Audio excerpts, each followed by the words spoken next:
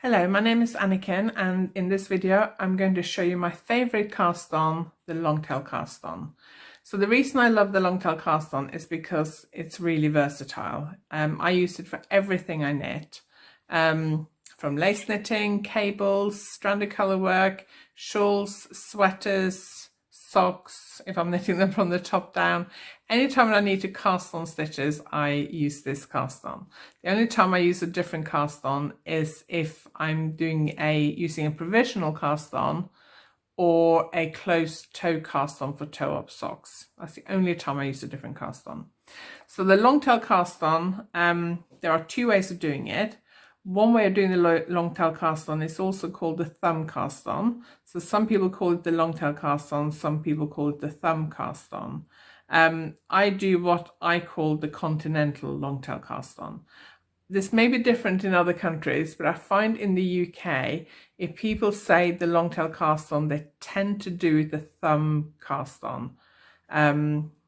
So I do it the way I was taught as a child. It's basically the cast on I was taught as a child, and I've done it for as long as I can remember.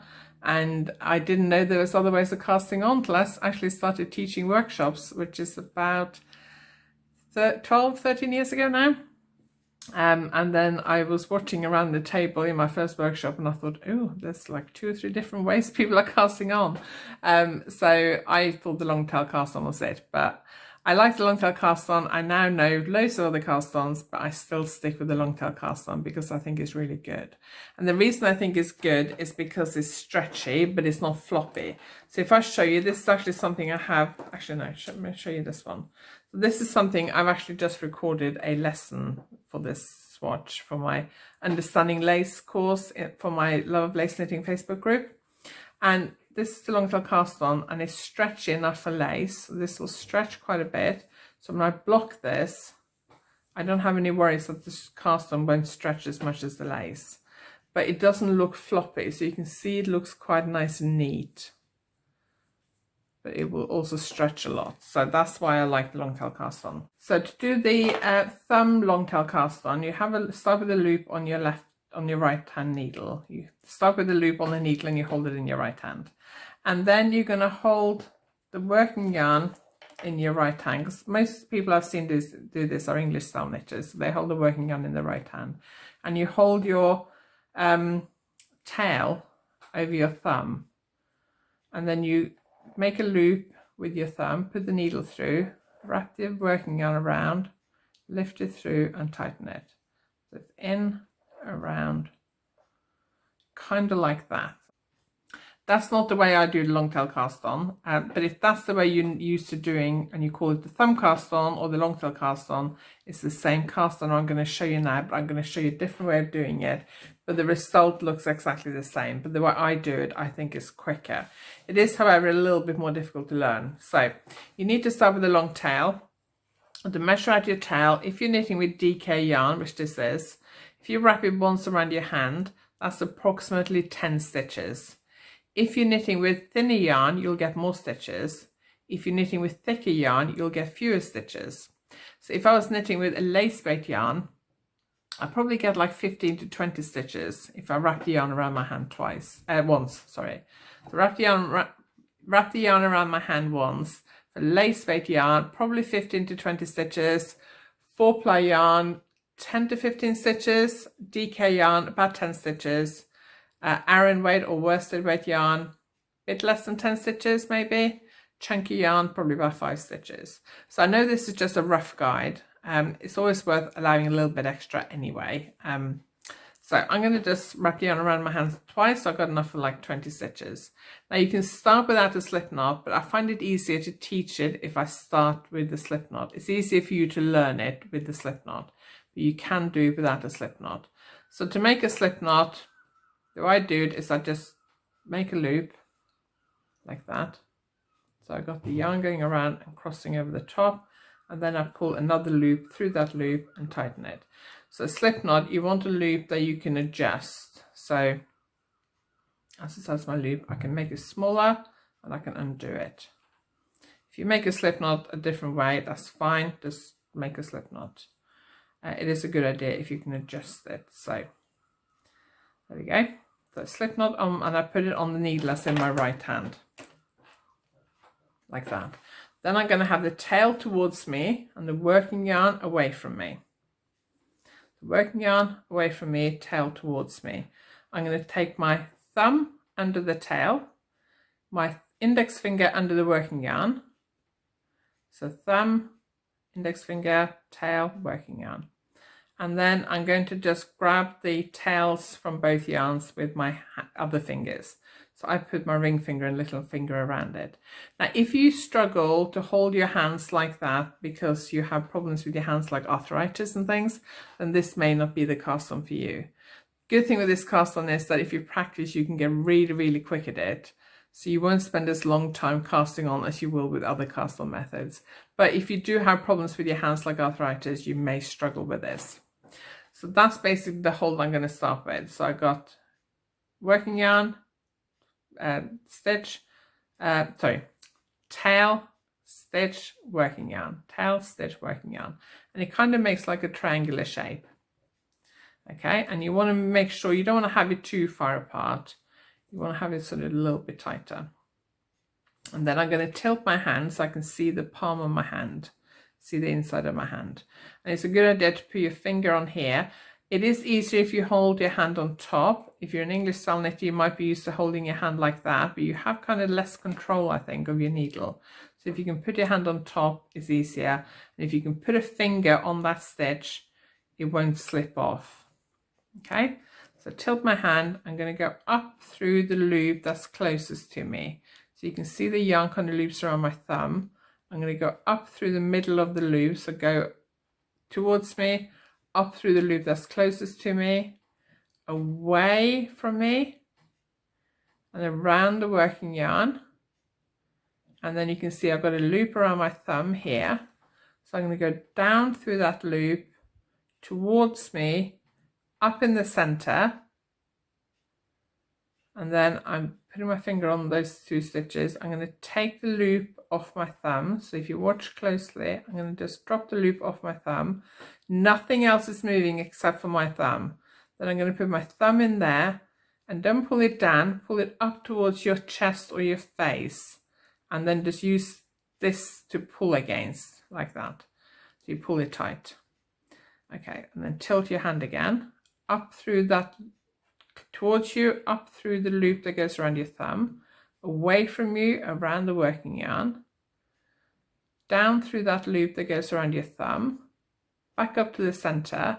Now what a lot of people do is they drop the loop off their thumb and then they pull the loop down, or they pull both strands down and they let go of the yarn, and then they have to work out how to hold it again. You waste a lot of time doing that because every time you tighten the stitch, you have to work out how to hold it, and that's a little bit frustrating. Now, for the time being, don't worry about how tight these stitches are, by the way, just pull them tight. I'll show you a way of getting around that later on. Okay, so we got stitch and the needle in the middle, working yarn towards the index finger, tail towards the thumb. Tilt your hand so you can see the inside or the back of your hand, so the inside palm of your hand, inside of your hand or palm of your hand. Make sure you're tensioning it here. If you can't hold this tight enough, you can just wrap it around your little finger, but for me that's fine.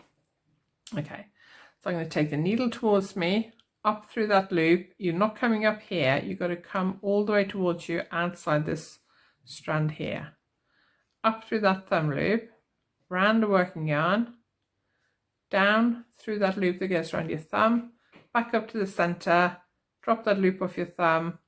Now don't move anything except for the thumb. Put your thumb in there and don't pull it down towards the table. Pull it up towards your chest or your face and pull against here, so you can pull it without it getting longer and longer like that. Okay, tilt it up through the thumb loop, around the working yarn, down through the thumb loop, back to the center, drop it off and pull that up towards your face, and then I just tilt my hand and go again. So I'm going to speed it up a little bit.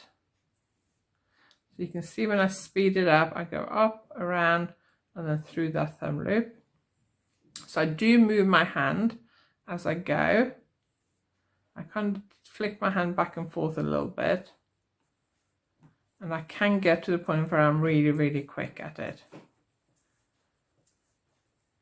Oops. Like that. So you can get really, really quick. Now, you will have noticed here, can you see that how this yarn here has kind of unwound a little bit? So this yarn consists of several different strands, about 6, I think. And the tail tends to unwind as you're casting on. That's just what happens. And after a while, if it starts to kind of unwind a bit like this, what I do is I just let go of it. I just run my fingers through it a bit like that. And then I pick it up and I carry on. Now, one thing you will have noticed is that these stitches are really tight and I can't really move them along my needle and I can't really knit into them. So if I want to have these stitches loose enough to knit through, I have to either pull the yarn carefully to make sure, I have to kind of look at what I'm doing, check that each stitch is the same size, and make sure that it's not too tight so I can knit into it. And can you see here, these were the ones I pulled really tight, these were the ones that I left loose. You can see how the knots at the bottom here are much, much looser. But you've got to be careful to make sure they're all even. And that's to be honest, is a little bit of a faff for me. I don't really like doing that because it slows me down a lot. So the way I do it is, I'm going to just undo this. Make another slip knot. And then I put 2 needles on top of each other. So if I'm knitting with circular needles, I just take the 2 needle tips and put them on top of each other. You can take 1 needle tip that you're working with and then take another needle tip for another needle. So up to about 4mm needles, I use just 2 needles of the same size. Now these are actually 5mm needles. And I think having 4.5, 5mm or above, 2 needles on top of each other can make the stitches a bit too big. So if I'm knitting with 4mm needles or below, I will just put 2 needles in the same size on top of each other. If I'm knitting with 4.5mm needles and above, I will choose 1 that's the size I'm knitting with and then 1 that's the smaller size. These are 5mm needles. I don't have any smaller needles right here at the moment, so I'm going to just use these just for this demonstration. Okay, well, I ended my slip knot there, so I've got my slip knot, put my 2 needles in, tighten it. Okay, you want to tighten it. So I got the tail towards me, the working yarn away from me, so I put my thumb. What I tend to do is if you just let them hang down with the tail closest to you, the working yarn away from you, take those 2 fingers, go in between those 2 yarns, spread your fingers apart a little bit, grab the tails with these 2 fingers, and then you're going to hold it like that. So you can see it goes like a triangle shape between your needles and your fingers. Now with this, you've got to make sure that your needle tips are level, otherwise it's easy to get it caught between the needle. And you want to make sure they're stacked on top of each other and that the knot is at the bottom. And then hold your hand on top with your fingers on top of the last stitch you cast on. And then you just got to be careful that you don't catch it between the needles like that. So you do have to angle your needles a little bit, just to be careful. And then when you tighten it, you want to make sure the knots end up below the bottom needle. So you really want to have the needles stacked on top of each other like 2 logs and the knots at the bottom or the bottom needle. You don't want to make sure that these are starting to like twist around the needles like that, because that won't look nice.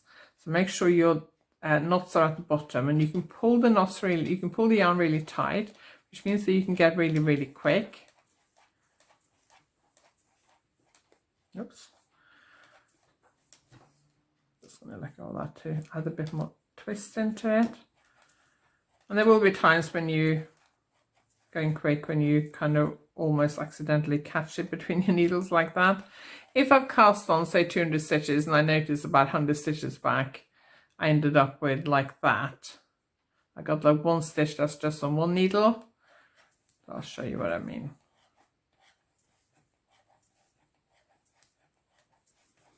So if I cast on loads of stitches, then I can see there's one stitch here that I just caught 1/4 between needles. I don't bother going back for that. I just leave it. It will even itself out when I knit the first row. So now you can see all the loops at the bottom are the same size. All the stitches are the same size. And if I pull one needle out, so when you pull the needle out, hold on to the needle tips, and then pull one needle. They tend to shoot forward when you do that. So just be careful they don't shoot off the end of that needle. Pull one out, then the stitches are loose enough to knit with.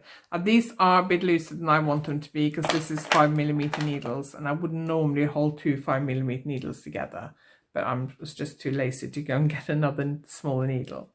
So now I can start knitting with them. Now I do teach you a lot more about the long tail cast on in my online continental knitting course, and also when I teach the continental knitting course in yarn shops, I teach you this cast on as well. One thing I want to mention is that your first row is a wrong side row. If I turn it now ready to start knitting, can you see this right at the cast on here? If you look at your own knitting, you can see little knots of the cast on edge. If I turn it back, so that was the way we had it when we finished casting on. If you look here, you can see that it's kind of loops that kind of lie sideways underneath your needle. If you turn it around to the row you're going to start knitting on, you can see little knots. Now, I actually only learned this in a class probably like 8, 9, 10 years ago. So I always used to treat the first row as a right side row. So if the pattern said to start with row 1, I would cast on, I would start knitting, and this would be row 1. Then somebody asked me in the class, she asked, shouldn't the first row be a wrong side row? And I kind of went, no. And then I looked at it, and I went, actually, yes, you're right. First row should be a wrong side row. So the first row should be a wrong side row.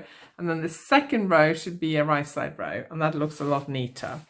So if I show you this piece that I showed you earlier. Okay, so that's the cast on edge.